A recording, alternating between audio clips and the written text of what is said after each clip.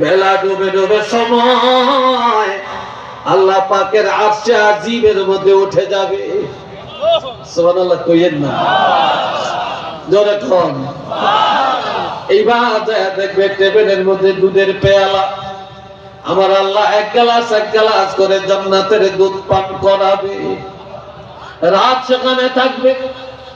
শুক্রবারের সকাল বেলায় সবাই বলবে আল্লাহ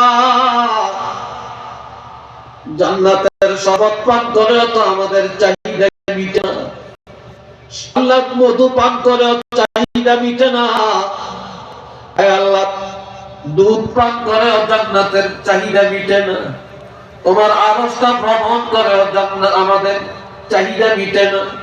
তখন আল্লাহ বলবেন কি চাও? তো আল্লাহ চাই তোমার দিদার। তখন আল্লাহ বান্দার মাঝখানে একটা পর্দা থাকবে, নূরের পর্দা। এই পর্দাটা যখন আমার আল্লাহ ফালাইয়া দিবেন, এইবার আল্লাহর বান্দা সরাসরি ডাইরেক্ট হয়ে যাবে।